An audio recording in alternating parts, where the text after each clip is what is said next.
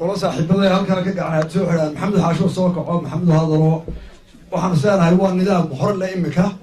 إن كل بعيد حكومة كتشوفته هل وزير له هذا مركان أنت أنا والله عن حكومة هذا الباء وزير كور مثلا نويري أنا هذا الدير كتب كلمة وحناك يقول هاي نهضان هاي كل بيه إن أنت تقرأ كين وين عشانه قدر كإنه أساسي بحي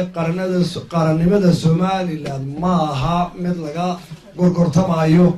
ماها مثل إلا وهبرنا أيوه إلهي بقى النسيي صدن صراء ورعاء وبقول كل سنة وحي أي محور نقني يوحنا هاتين أيكو بقولني ووحي ويل بربارها أي أعورنا أي نؤدي لي ووري أقومه ينافذ الأنوشهي ومركي أي نسوق لنا وحي دعابا أي نكلا ولا لوني ولا لهي نكلا سوماليلاند وأي نبرعاء يبور يبربربه هشيس كعصار كيراني وأي نكوشيني وحي مواهدد ولا وفي سياد بحر اسكو dirtay aynu noqono qaran wax wada leh oo wixii hore ilooba oo dalka wada leh oo talada wada leh galbeed ilaa bari oo aan lahayn qolada sanama iyo qolada daraawiisha iyo qolada baxayn awala bustaana ee dhamaanteen wada Soomaaliland oo halgankii wada leh oo dhaawacii wada qabta oo geerida wada qabta ilaa qolo waliba ka dhimayo oo isku keen dilay saynu go'aanka u qaadanayna burca iyo boorama u qaadanay cid gorgorta gelin kartaa ma jiro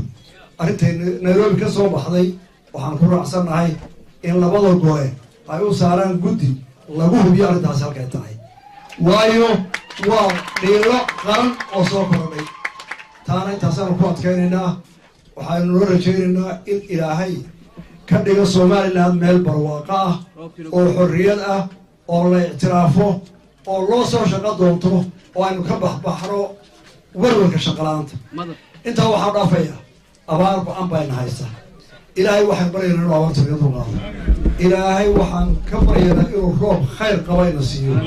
ilaahay waxaan ka baryaynaa qolada taqaanaa xiduu waxay yiraahdeen jiilaal lixdan baa ka tagay ilaahay oo jiilaal lixdan habeen kaga dhamay adaa weyn oo waxide ilaahow xoolo iyo ummad iyo dad midkaayo intaan ma hayo xoogaankaaga hayna ma hayno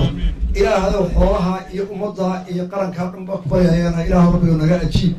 ducada culimada iyo agoonta iyo ardayga iyo keen ilaahu naga ajiib ilaahay waxaan ka rajaynaa roob khayr qaba madal khayr qaba inuu halka laga siiyo oo dadii dunyada barakeeyo